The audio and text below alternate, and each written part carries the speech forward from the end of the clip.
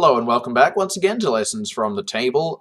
First of all, apologies for the small audio blip in the last episode at around the 25-second mark. I have no idea what caused that or why. I've never had anything like that before to my knowledge. If it's happening in all of my videos, for goodness sake, let me know. Also, this is the 10th episode. That marks a couple of things. It marks the 10th episode that I've actually genuinely recorded and uploaded of the series. It also marks the 4th episode in the row where I have worn this exact same shirt. I at least combed my hair a bit better for this one, so you're welcome. In this episode, I want to talk about something more pertaining to characters. I've had a couple of weeks talking about putting things together for the purposes of running your game. I want to talk about something that's more going into the esoteric side of D&D. D&D a lot of the time gets described as a cooperative and collaborative storytelling experience, and I think that that's relatively true these days, at least. If you look at the history of D&D, its history goes back into like wargaming. It was not about characters and stories. It was about rolling dice and killing monsters. And it's evolved over time. That's perfectly fine. I enjoy D&D in its current iteration. I have also played war games, so I enjoy some of those too. And I don't mind a bit of an old-school dungeon crawler type D&D where I'm going to turn up with like 10 character sheets because they are probably all going to die. But that's not the game that I currently run. Not by a long shot. I run at present what I think a lot of people would consider to be Dungeons & Dragons right now. Let's call it, for want of a better term, modern D&D. There is a real massive part of that, which is organic character interaction. And I want to talk about how characters develop over the course of a campaign in modern D&D. So, I had some misgivings about this when I first started, some misunderstandings, I suppose. Even in understanding D&D as a collaborative storytelling experience, I'm a writer. So when I think about character arcs, I think about how characters change and grow and react to things around them as time goes by, and it's somewhat preordained. Not exactly, not perfectly, but you do have a general idea, right, of, well, at the start of the story there'll be a farm boy, and at the end of it there'll be a hero. And often in writing, there are parts of that aren't expected. There are things that happen to the character that you didn't anticipate. You're partway through and the character's mentor dies, and they react to it by becoming very sullen and withdrawn, and by the end, instead of being like a real heroic hero, they become an anti-hero. They're a bit cold and gritty, and, the means always justify the ends. They still win at the end of the day, and they save the world, but they're not your classic heroic hero. Maybe that happens. Maybe that's the character's arc. And the reason that's happened is because they organically reacted. You, the writer, got up to that point in the story and went, actually, this is how the character would react to their mentor dying. They'd go off the rails a little bit. Let's write that out. Let's just have this happen. So there are parts of the arc that are preordained, and there are parts that are reactive. When I came into D&D, I hadn't realized how much character arcs in writing were reactive. I mean, I knew it, but I hadn't really paid enough attention to it, because in D&D, character arcs are only reactive.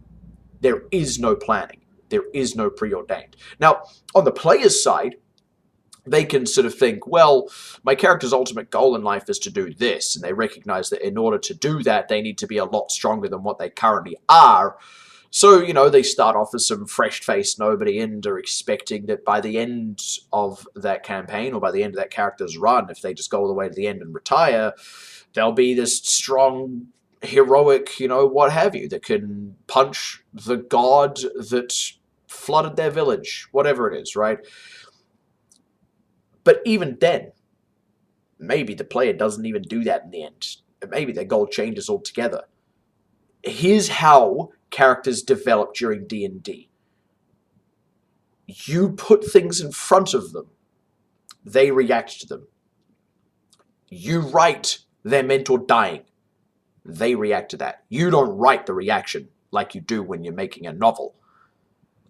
If you don't do that, the characters, I mean, yeah, they'll change a little bit over time, sure, but, I mean, not necessarily. Put things actively in front of them. There was one game I was a part of where one character, they were basically a store clerk on their OE, right? They were just like visiting the world, and then they end up caught up in this adventuring party.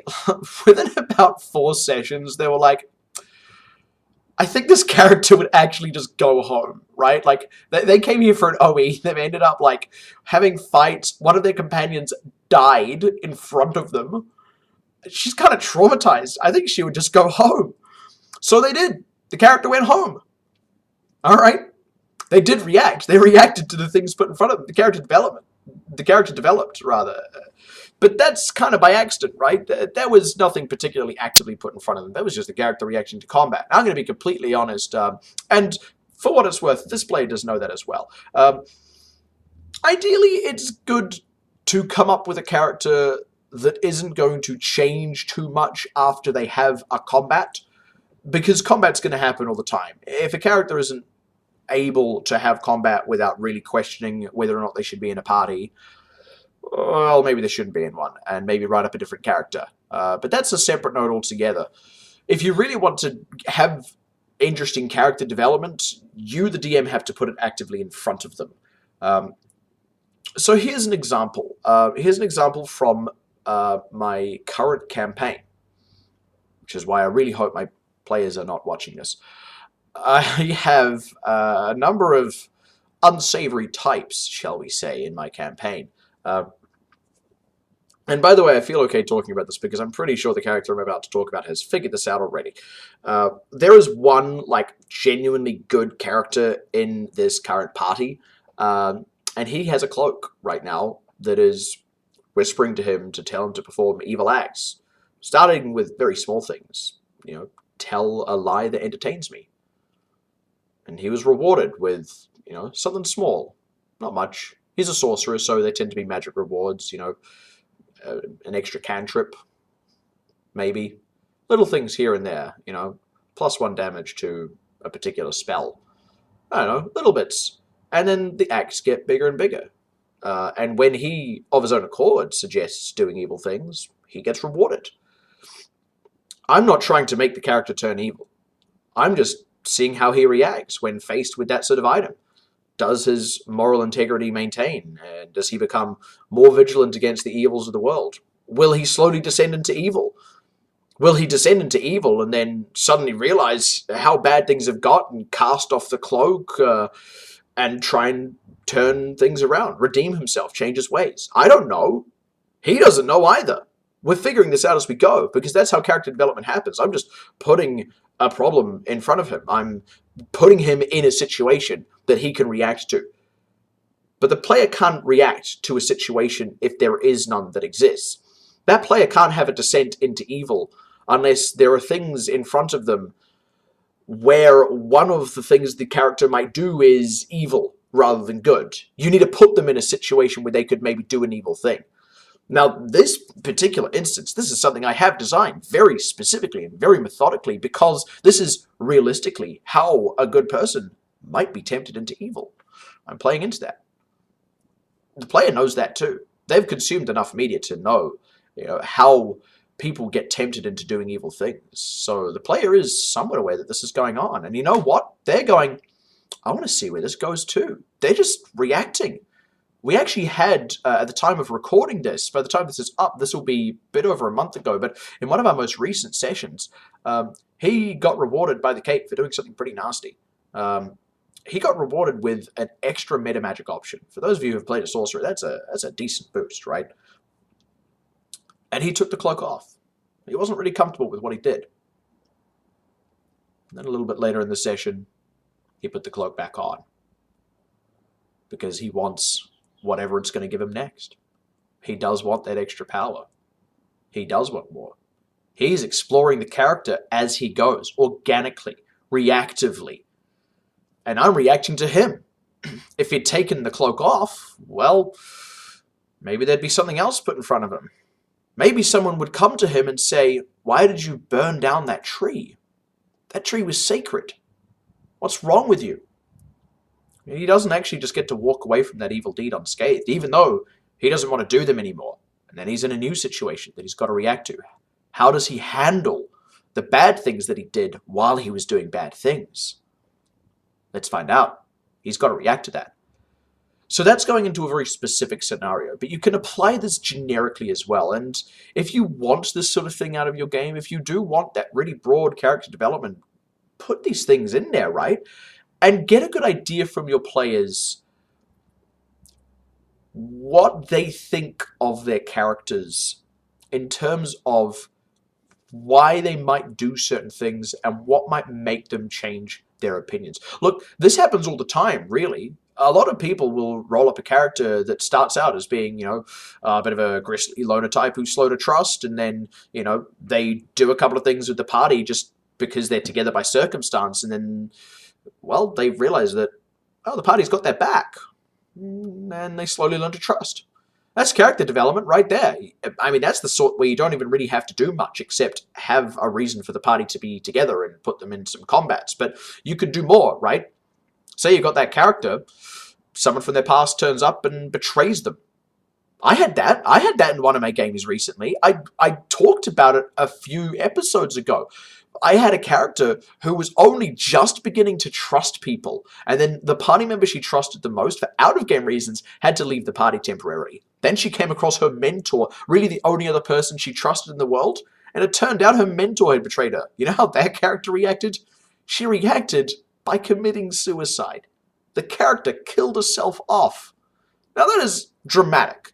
And I'm not saying do things in your games that are going to drive your characters to suicide. In fact, maybe don't do that. That's not great. And if you are ever going to do that, in all seriousness, ensure that all of your players are comfortable with that as a topic, because some people will not be.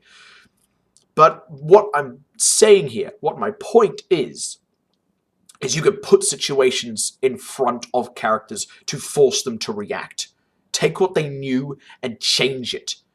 Or rather, what they thought they knew. Make them question the beliefs that they hold true at the start of the campaign. Otherwise, they're just going to have those exact same beliefs by the end of the campaign, for the most part, with maybe a little bit of alteration here and there. And what's really interesting is when characters end the campaign with the same belief, but more mature, more wise, more experienced. In my first campaign that went through to its completion, one of the only characters that was there, in fact, the only character that was there from the start that was still there at the end, was a bard. He was a gung-ho adventurer type, and his opinion of things was, we'll win this fight and then we'll win the next one. That entire campaign was against the backdrop of a civil war.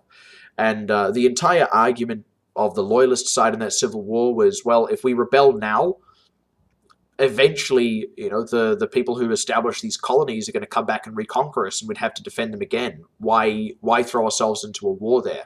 What a waste of time. And the independents were like, well, we'll just win that war too. And this bard was like, yeah, we will. We'll win the Civil War, and then we'll win the Independence War. That sounds great. Well, he still had that view at the end. He still had that view after characters died, went their separate ways, retired, new party members joined. Over the course of that campaign, I went from 5 players to 8. In fact, it was 4 players at the very, very start. And only 2 of those players actually stayed the entire campaign. So a lot of that was players coming and going, and characters came and went with that as well. By the end of the campaign, well, he'd been through a lot of stuff. He'd broken his legs. He was a little bit less gung-ho. He didn't always just charge into the fray. He leaned more into his magic than his combat prowess, and he was a very different man.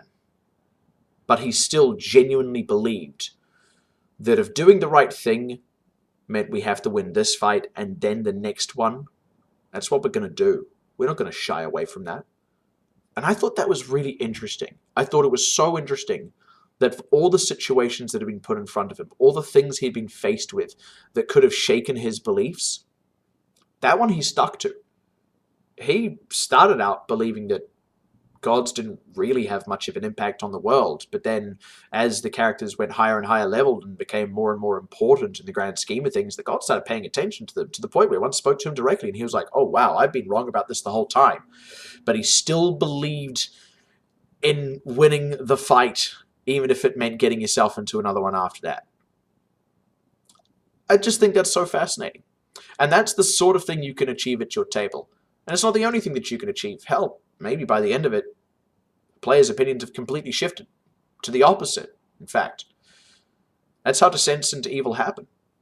I've only ever had one instance where a player sat down with me and went, I think this character is going to start looking into lichdom. Can we start mapping that out? And even then, the reason they did it was because this character would do anything to protect her people, and they just fought a lich. First time ever, this character realized that they could protect their people beyond death if they became powerful enough. So we did. We started mapping it out. And then it happened. And that was how the campaign ended for that character. They completed the ritual to lichdom and now watches over her people eternally. Not necessarily with her people being grateful of it. The point is, if this is what you want in your game, this is how you do it. Put those situations in front of your characters. Learn how they tick. Challenge their beliefs. See how they react. Put something in front of them based on how they react. Have them keep reacting, keep evolving, keep changing, keep learning. And by the end of it, much like real people in real life, they will be different people altogether. Thank you very much for watching this episode, 10th episode of Lessons from the Table.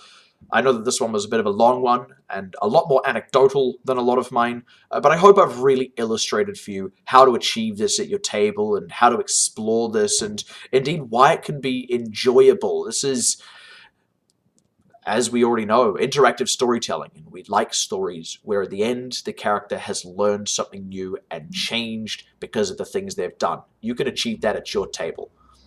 See you next week.